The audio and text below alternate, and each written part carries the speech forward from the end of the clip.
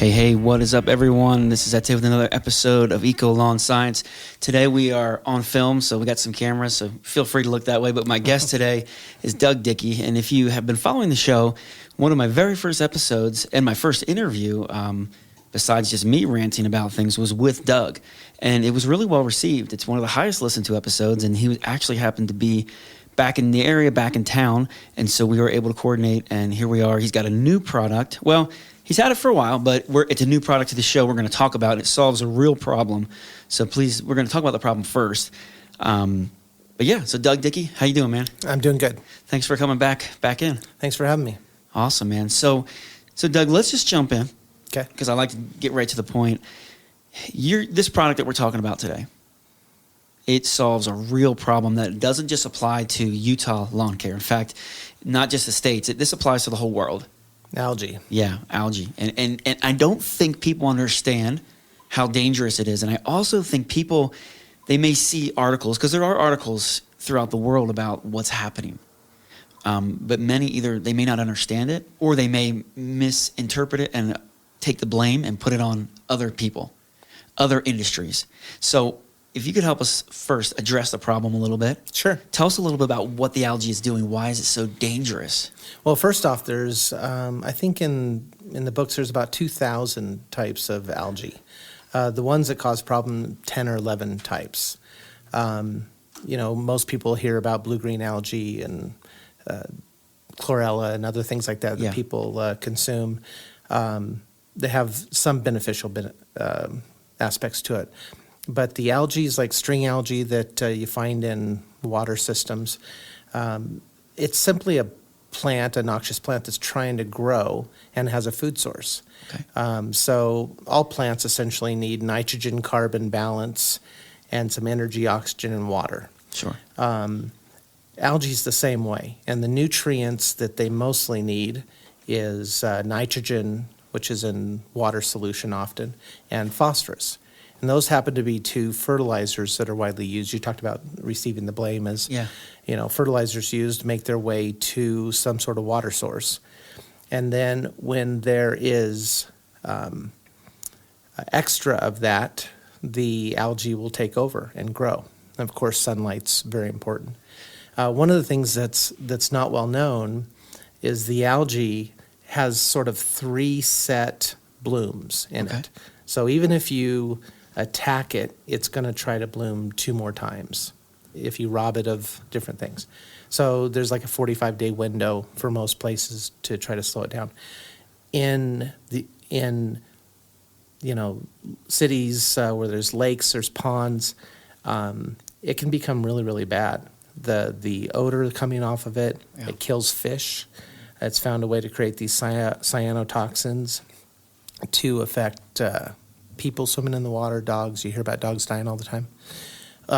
One of guys that works for me keeps postings of algae problems throughout the world. Yeah. And he's got thousands in just the last couple of years. And you said the world, so we're talking, and I know I sometimes they're referred to as dead zones, and I've seen pictures and maps of where the runoff gets into the waterways, and just on that, it could be miles long of dead animals.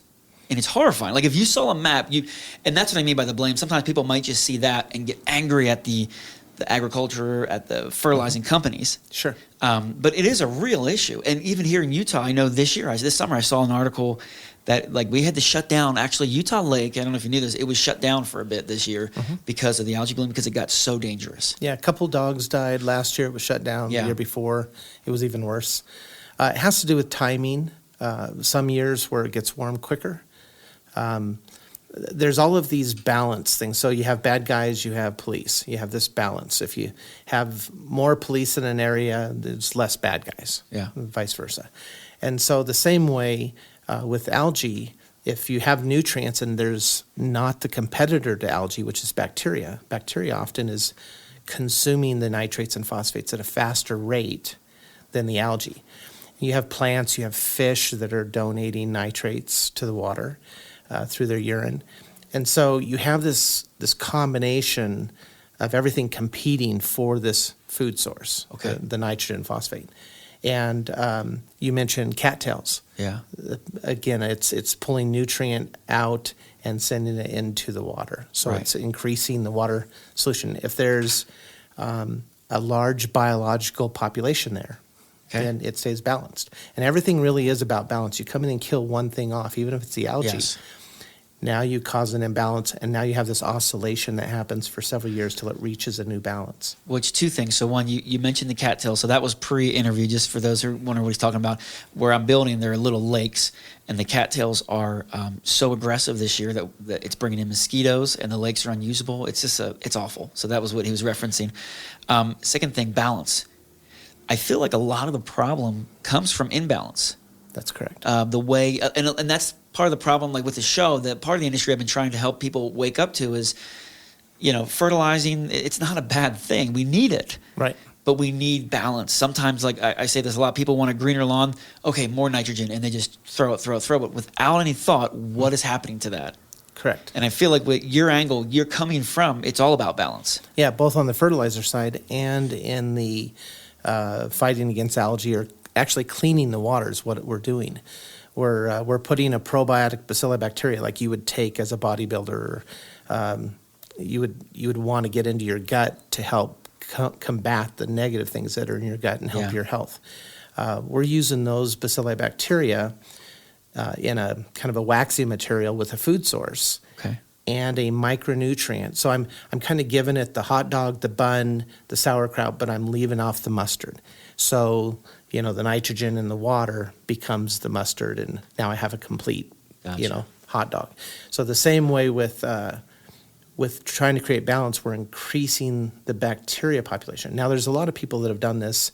There's products going back 20 years that said, well, we really need to have something compete against the algae, right. And bacteria is the winner. Nothing can compete more aggressively in consuming nitrate than bacteria. The problem is they need to add a food source to it, and they need to have something to tell it to eat 10 times more than it would.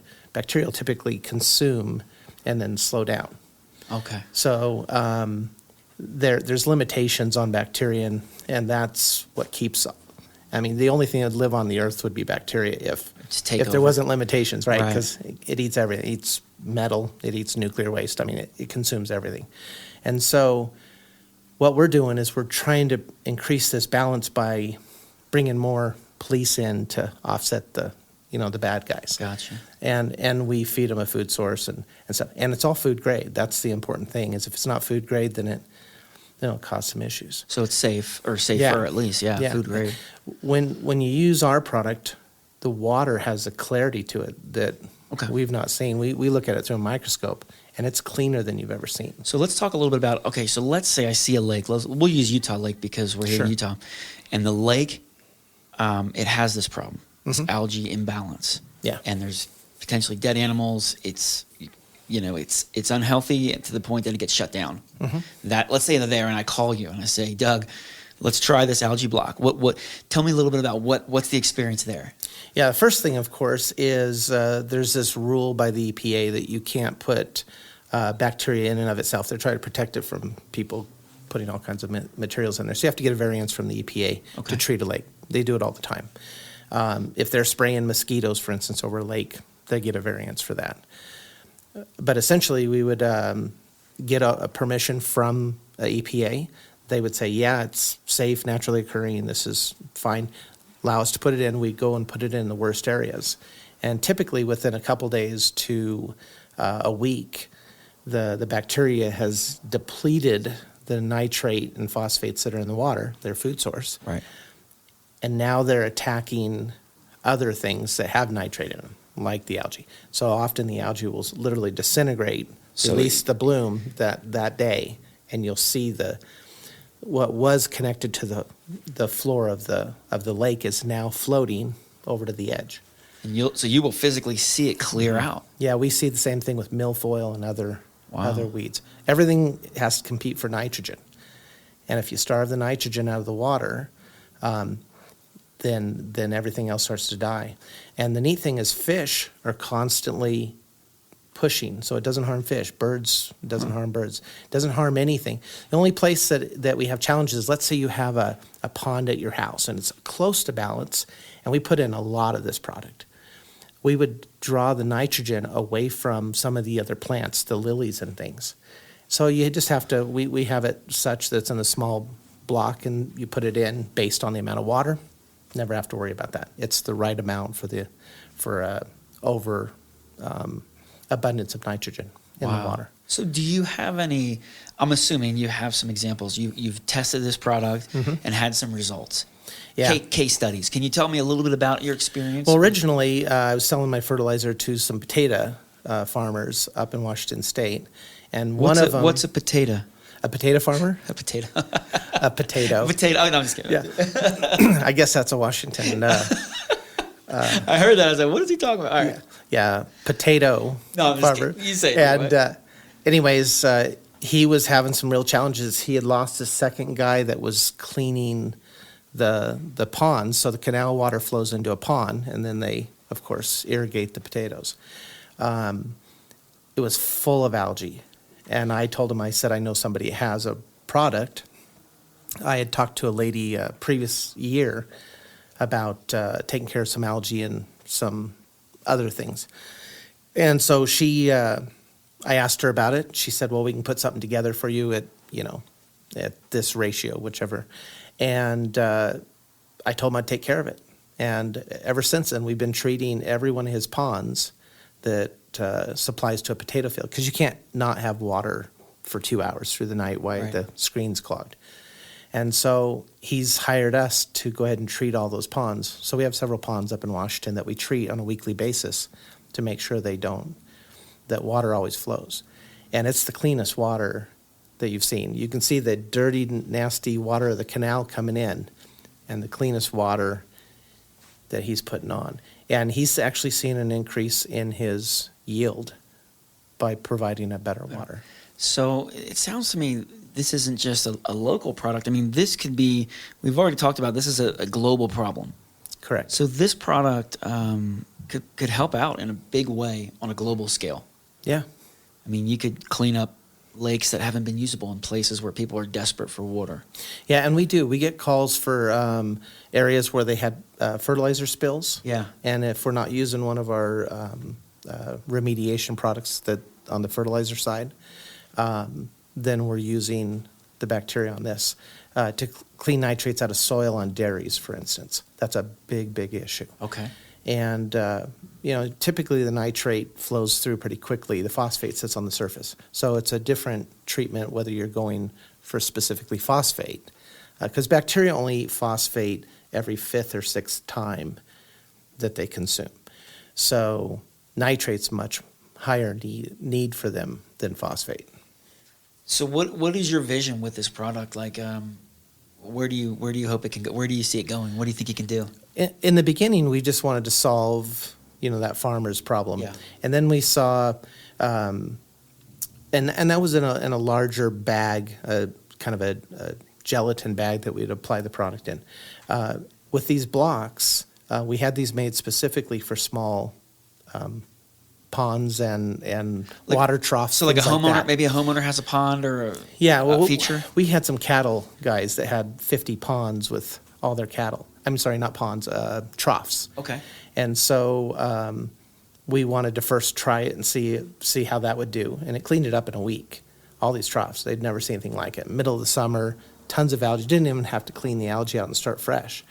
So then from there we thought, there's a lot of people out there need it. And we put it in a few stores, about 20 stores, and we couldn't keep it on the shelf. We're selling a tub of 40 of these a day. Wow. And from there, we got it out into we're in about 10 states right now through some distributors, some wholesale distributors, and it's taken off. We've actually gone into making smaller size for chickens.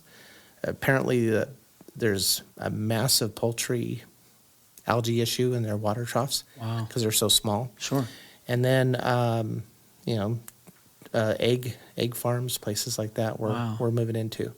But the lakes, the rivers, That's a huge, huge problem. If you look at Utah Lake, it is a massive amount of water. Ton. The amount of product you would need to put in there to balance it, that would take a little bit of time to figure that out. I mean, it'd probably be a big semi-truck, right? I mean... The neat thing about it is the bacteria continue to multiply. We're using bacilli strains, what they call grass, generally regarded as safe, naturally occurring. They're already in the air, in the soil, in the water. Being able to build up that balance, we get what we think is 8 to 10 days of duplication. And the bacteria are duplicating, 30 seconds to every couple minutes. So we're multiplying them exponentially. So we think we could place the material in water, give it a food source, and then supply it into the lake, be more effective. We have some people that apply it with boats, and they go along with these big airboats, and it just puts it in the water evenly, puts a little dye in the water at the same time so they know exactly where they were. And they're already doing this on lakes. Up in Washington State, they treat quite a few.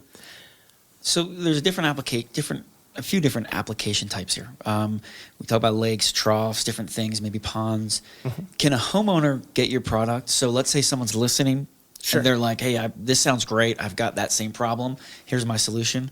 Can they just how does it work? And how do they know how much to get?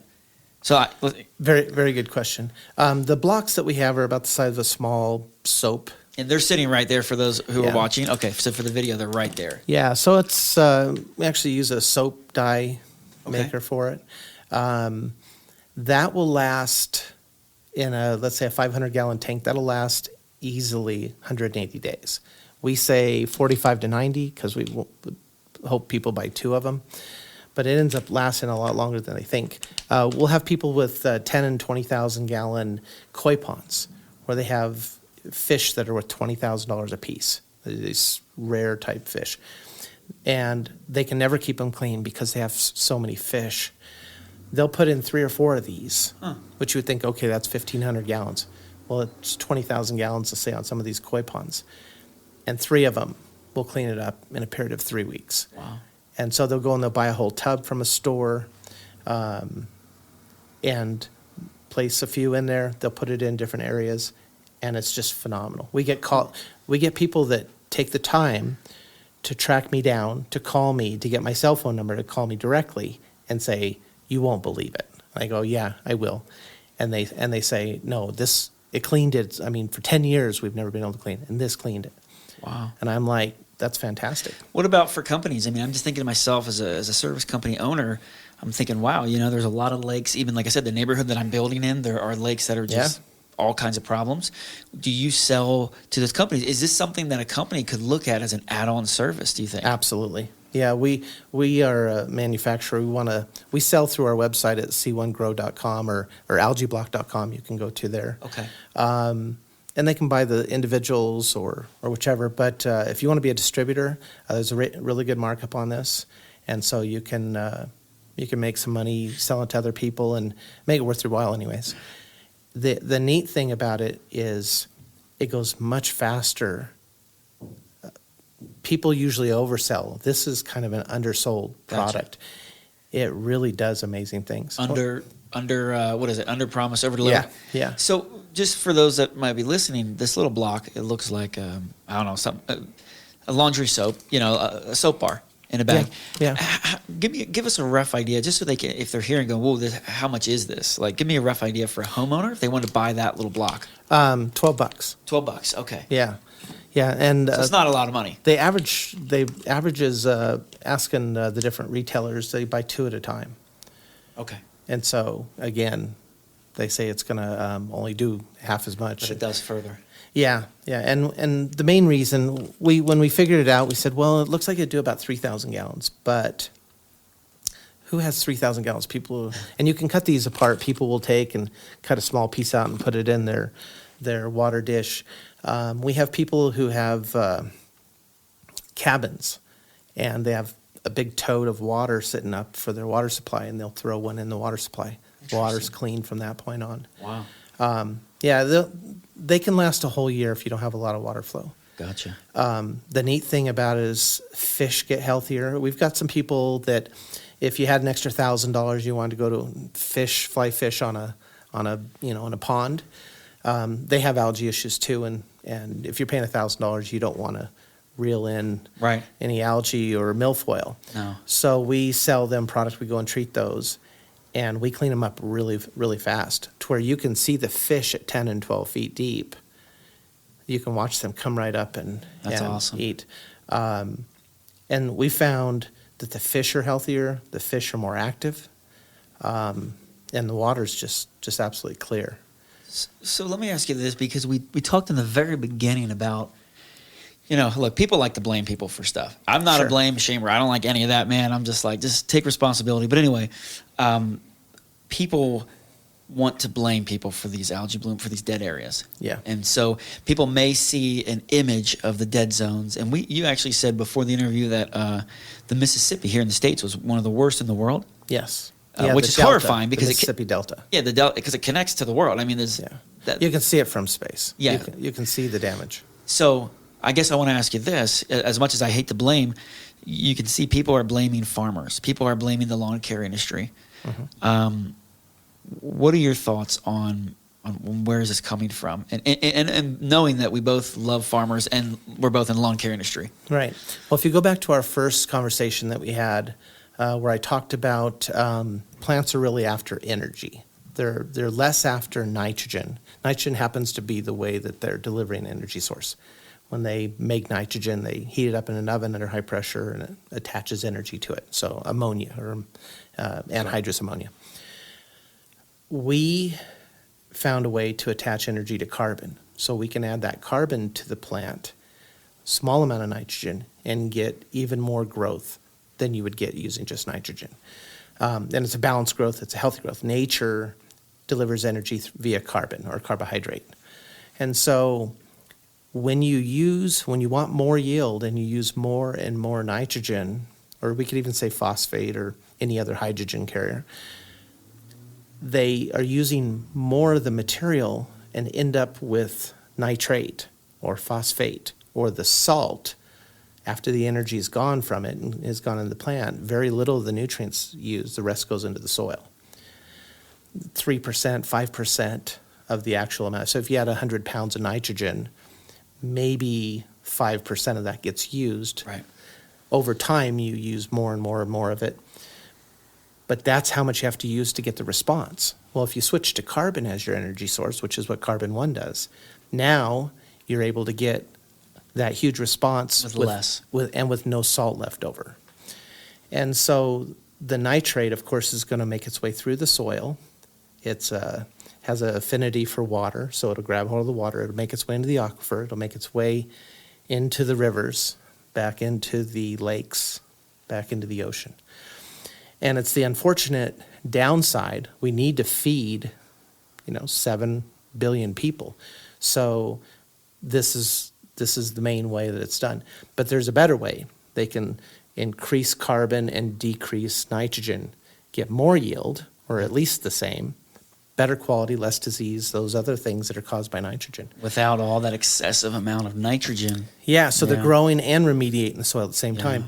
They found that when they started to rotate crops, putting corn and wheat in between potatoes, so doing potatoes back to back, they rotate corn and wheat in, or they even do Sudan grass or some other types of rotations. They're building up that carbon layer. They're able to keep that land getting healthier and healthier. A lot of soybean and corn production that's back to back every year, and they don't have a year where they're putting a lot of material back in. And so, there's some that do rotations. Wheat, for instance, up in Washington, they do on and off years. But they're trying to get carbon back into the soil, but they're not putting carbon with energy. And that's really the difference. That's the key. And now you're seeing everything has carbon. California made me take the word carbon off my product because everybody was adding carbon to their product names. Gotcha. And so they banned the use of the word carbon in your name. Even though I'm carbon 1, had been for 8 years, they banned carbon, so I became C1. So it's all tied together. It's all about nutrient. And where we're using... Back to that balance. Yeah. Where we're using carbon to balance the plant's health and to give it an energy source that isn't tied to a toxic waste, which is what nitrate ends up becoming. The algae block's doing the same thing, whether it's in the bags or the block itself. We're simply using bacteria to consume, to break those materials down, use them as a part of their body part, and that becomes a balance in and of itself. Wow. So basically what I'm hearing is if we could, it's almost a shift, a mindset shift for farming, for lawn care professionals like myself, where, the problem was some client says, hey, my lawn's not green enough. Right. And the solution is more nitrogen. But your solution is no. Let's use something that's actually going to provide the energy source and get things really going. Right. Which doesn't use all the nitrogen, which has negative effects like algae bloom, like we're talking about. Yeah. Well, here in Utah, week and a half, 2 weeks ago, we lost thousands of trees that fell over. Yeah. That big hurricane thing, 100-mile-an-hour winds. Yeah. Knocked down 200 trees in the cemetery. These are 100-year-old trees. If you look at the root system, they were only a foot deep. Wow. So what's happening is to grow grass, you have to reuse nitrogen all the time because the grass is being mowed. If we mowed our tomato plants, we would never get any tomatoes off of it. So you have to continue using nitrogen. Well, that nitrogen that's not used by the plant flows down through the soil, hits the tree, which has all its leaves, isn't being mowed. Yeah. And causes that tree to push more foliage and limit its root system. So now that tree gets a weaker root system every year, and by the time they're 10 or 15 or 20 years old, the root system is very, very shallow. And when you use carbon with energy instead of nitrogen with energy, you're able to push that root deeper and deeper. Carbon pushes roots. It's the carbon flow of the plant that pushes the roots down before the nutrient pushes the leaves out. Which is what we saw for those of you who don't live in this area. About 2 weeks ago, a storm came through. It was kind of weird, but it was over 100-mile-per-hour winds. And I saw videos. He's talking about hundreds of trees. I just saw a few, but 40, 50-foot, like, old spruce trees, beautiful trees, like ripping out of the ground, almost hitting cars. Yeah. And so what you're saying is if we had this more carbon with the energy source, we would have had a deeper root system, and we would not have lost those trees as easily. Yeah, so nature and the timings of trees, or really any plant, is spring and fall. It pushes roots. Yeah. Any other time, it's just going to sit there until it comes spring or fall. That's why we plant trees at that time. Well, our product forces root growth on demand. So if they were to stand this tree back up, we could bark treat the tree and force roots to grow back in, and the roots would be there within 2-3 weeks, and that tree would be standing up again. We actually have some people doing that are standing the trees back up, using some wires to hold them up while they bark treat the product to force the roots. And we get 1 to 2 feet of roots in a week. Wow, look at us. We got off topic again. We were talking about algae bloom, and here we're nerds talking about carbon and soil. Sorry. So let me ask you this, Doug, as and we're going to do another episode actually with Doug on that.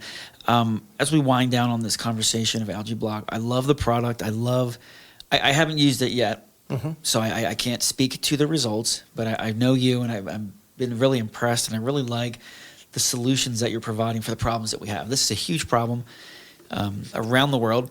And I was just telling him before, I found out today that we have listeners in Canada and Australia, and so you guys are going to have this too. So here we've got a solution here. Is there anything else in our last minute or so that you want to leave us on? Do you feel like we covered everything? I just want to make sure I got a second. I think the algae is going to get worse and worse and worse until we deal with it. Yeah, it's a very difficult thing to reduce the standard use of fertilizer, nitrogen specifically, or phosphate, in any time, shortly. It's going to take 20 or 30 years for people to gain trust in the carbon idea and develop that. However, everybody agrees that the water should be clean. This product cleans the water of whatever materials are in it very well. And it's something that somebody can buy one of these blocks, they can throw it in, and they can prove me right or wrong. What we found interesting is out of the 45,000 blocks we've sold this year, we did 15,000 last year, had 4 people say it didn't work. Wow. Out of 15,000. And maybe more it didn't work and they didn't let us know. Sure. But 4 for sure said that. We figured that what was wrong with those 4 is that they were less than a gallon containers. They were bird baths. Gotcha. Water gets real warm. This thing melts at 105 degrees. That's why the 4 didn't work. This year, we're about 15. 15 that haven't worked out of 45,000 blocks sold. So that is stunning numbers. Yeah. It works everywhere because bacteria is the benefit to this. And again, food grade, safe for pets and animals. We find is just very simple, inexpensive to put this in for $12. Yeah. And maybe last year, the whole year, absolutely inexpensive. So trying it, putting it in, that I think 99.9% will have success with that. Awesome. Doug, thank you for your time today. Excited about this product. I'd love to get some listeners try it out, and if you do try it out, send us the results. Absolutely. Before and after pictures, that's what we show on our website, before and after pictures. Awesome. Thank you again. You can go to c1grow.com or algaeblock.com. Correct. Okay, to get the product if you're interested. Doug, thank you for your time, for dropping by. Absolutely. Appreciate it. This Thanks. is Ete, and thank you guys for checking in another episode of Eco Lawn Science.